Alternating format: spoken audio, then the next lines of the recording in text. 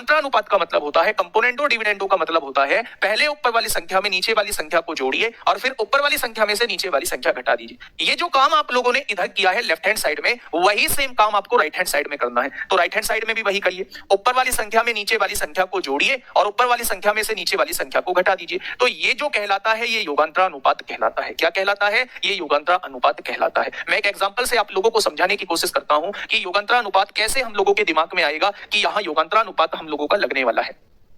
मुझे क्या कहा गया? मुझे कहा गया 3x plus 2y, 3x plus 2y और अपॉन में 3x minus 2y is equal to आपको दिया हुआ है 5/2। आपको क्या दिया हुआ है? 5/2 दिया हुआ है।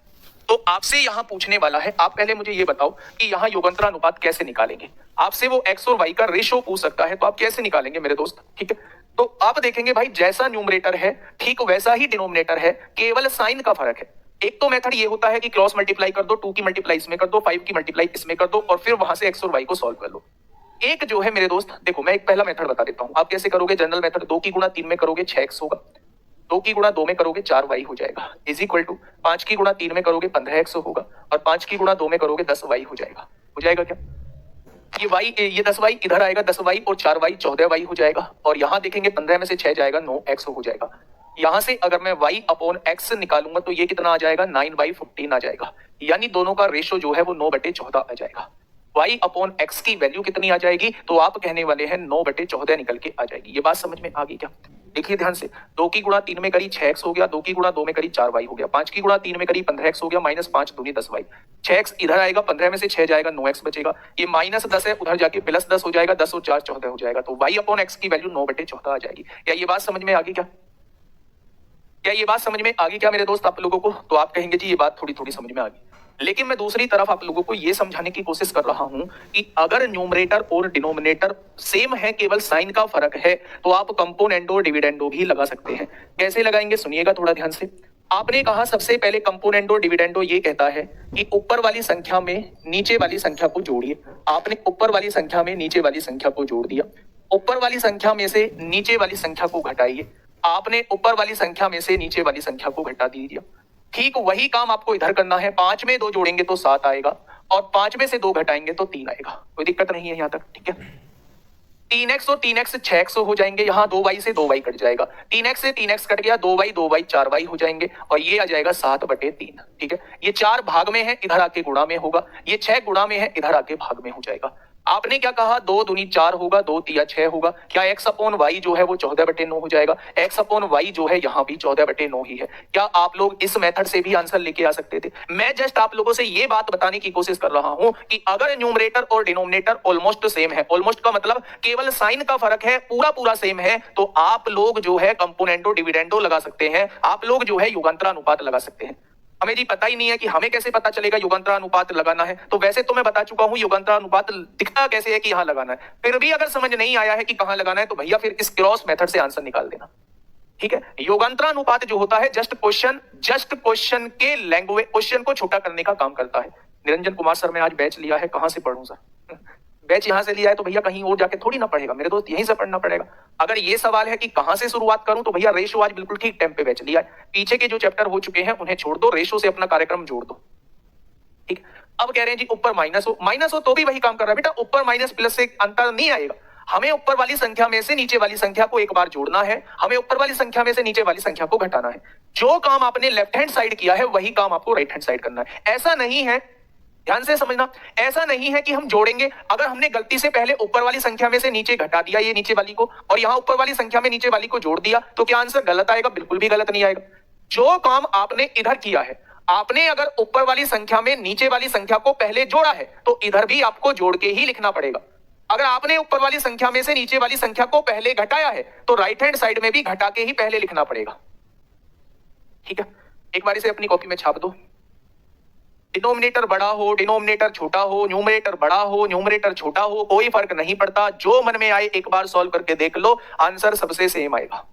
ठीक है, तो एक बार इसे अपनी कॉपी में लिख देंगे। ये होता है कंपोनेंटो डिविडेंडो, ये होता है युगांतरानुपात। ऊपर वाली संख्या में नीचे वाली को जोड़ दिया, ऊपर वाली संख्या में से नीचे वाली को घटा दिया, ऊपर वाली संख्या में नीचे वाली को जोड़ दिया, ऊपर वाली संख्या में से नीचे वाली को घटा दिया। ठीक है, बात समझ में आई क्या?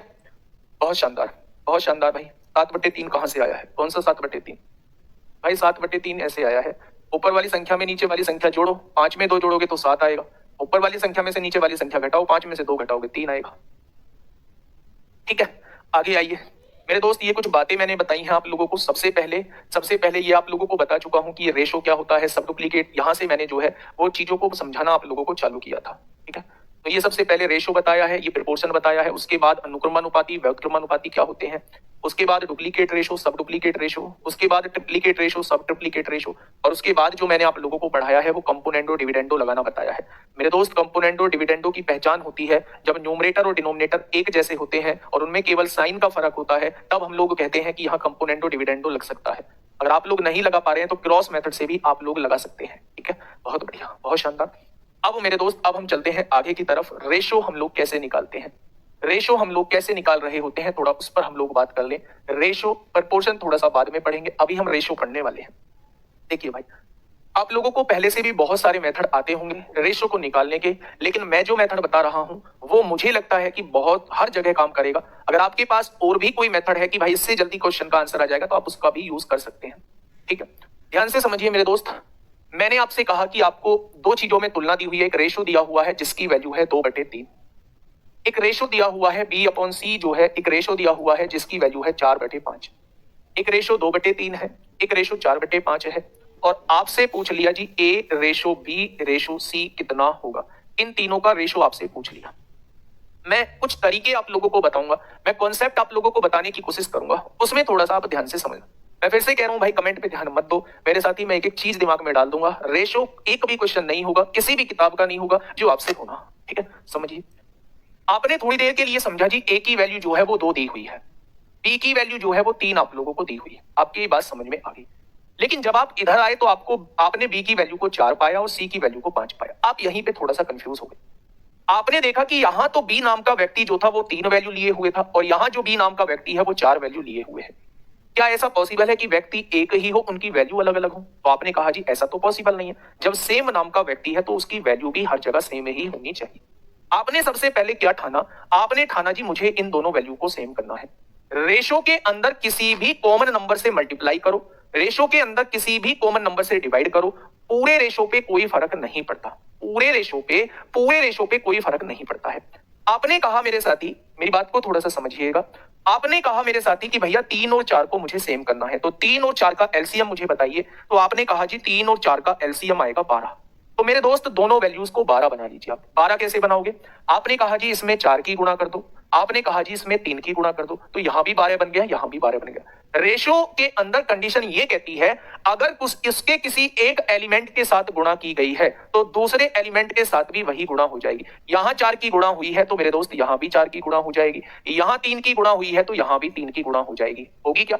अब आप देखोगे यहां b की वैल्यू 12 है और यहां भी b की वैल्यू 12 है, तो क्या दोनों जगह b की वैल्यू सेम हो चुकी है? जब दोनों जगह b की वैल्यू सेम हो चुकी है तो आप डायरेक्टली ABC का रेशो निकाल सकते हैं। a की वैल्यू कितनी आएगी? 8 आ जाएगी, b की वैल्यू कितनी आएगी? 12 आ जाएगी, और c की वैल्यू कितनी आएगी? 15 आ जाएगी। तो ABC का रेशो कितना आ जाएगा? तो आप कहेंगे 8, 12 और 15 आ जाएगा। क्या हर बार हमें ऐसे ही बराबर करना होगा? तो मेरे दोस्त ठीक है, जब 2 रेशो दिए हुए होते हैं तो काम चल जाता है, हम बराबर करने से निकाल लेते हैं।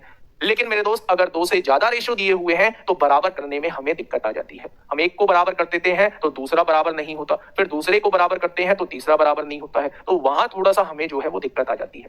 अब हम ऐसा क्या करें कि हर एक ऐसा मेथड जो हर जगह लग जाए। तो मेरे दोस्त मेरे भाषा में उसे कहते हैं पड़ोसी मेथड।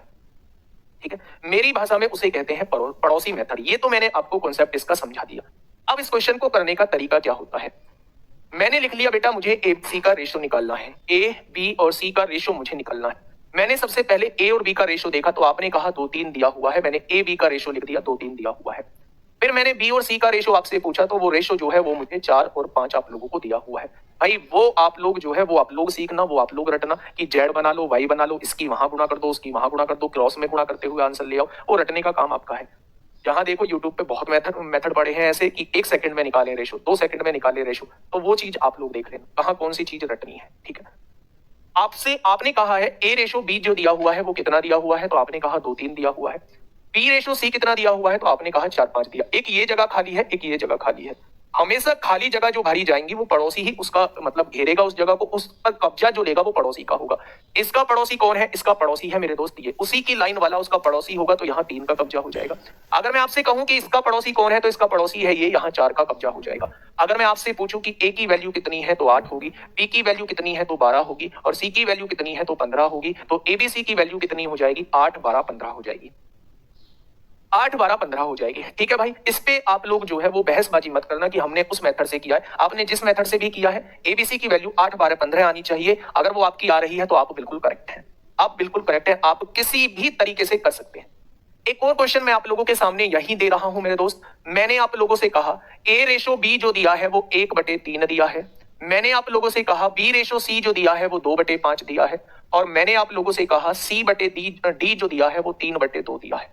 अब मैंने आप लोगों से A/B/C/D पूछ लिया, चारों में रेशो पूछ लिया भाई साहब, चारों में रेशो क्या हो जाएगा? चारों का रेशो आप लोगों से पूछ लिया, तो थोड़ा सा मुझे बताइए, थोड़ा सा मुझे बताइए क्या होगा इस क्वेश्चन का बिल्कुल सही जवाब। आपने कहा जी ठीक है, अब आप क्या पूछ रहे हो? अब आप पूछ रहे हो ABCD का रेशो पूछ रहे हो, तो आप ABCD पहले लिख दो। मैंने ABCD लिख दिया, ठीक है।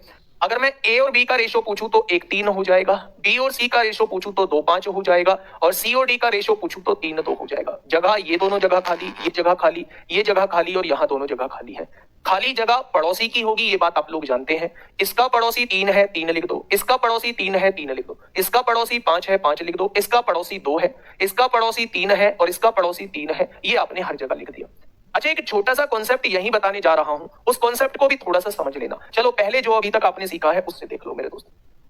आपने गुणा करी, 3 दूनी 6 एकम 6 हो जाएगा, 3 दूनी 6 तिया 18 हो जाएगा, 3 पंजे 15 तिया 45 हो जाएगा, और यहाँ आपने 5 तिया 15 दूनी 30 हो जाएगा। क्या चारों का रेशो आप लोग निकाल चुके हैं? आप कहोगे अभी रेशो नहीं आया है, आप कहोगे अभी रेशो नहीं आया है, अभी तो इसे काटना होगा। 3 से काटा 2 बार, 3 से काटा 6 बार, 3 से काटा 15 बार, और 3 से काटा 10 बार। क्या 2 6 15 10 जो है वो इसका रेशो आ चुका है? मैं कह रहा हूं कि यहां इतना करने की जरूरत ही नहीं है अगर आपने एक कॉन्सेप्ट को समझ लिया। आपने कौन से कॉन्सेप्ट को समझ लिया? अगर कोई ऐसी संख्या मौजूद है जो चारों की चारों रेशो में दी हुई है तो उसे आप काट सकते हैं। मैंने क्या कहा? अगर कोई ऐसी संख्या मौजूद है जो चारों के चारों रेशो में दी हुई है। आपने देखा 3 भी यहां भी है, यहां भी है, यहां भी है, यहां भी है। क्या चारों रेशो के अंदर 3 मौजूद है? तो आपने कहा मौजूद है। अगर कोई संख्या चारों रेशो के अंदर मौजूद है तो आप मेरे दोस्त उसे काट सकते हैं, उसे काट सकते हैं। जब आपने काटा तो यहां क्या बचा? 2 एकम 2, यहां क्या बचेगा? 3 दूनी 6, यहां क्या बचेगा? 5 तिया 15, और यहां क्या बचेगा? 10 बचेगा। क्या ABCD का रेशो जो है वो 2 6 15 10 आ जाएगा? तो दूसरी बात आप यहां से ये चीज समझे, हाँ, दूसरी बात आप यहां से ये चीज समझे कि रेशो अगर चारों जगह मौजूद है जो कट सकता है तो हम उसे काट देंगे। ठीक है भाई। अब देखिए मेरे दोस्त, कुछ और बातें आप लोगों के साथ डिस्कस कर लेता हूं, फिर उसके बाद हम लोग क्वेश्चन की तरफ दोस्त चल रहे होंगे। नेक्स्ट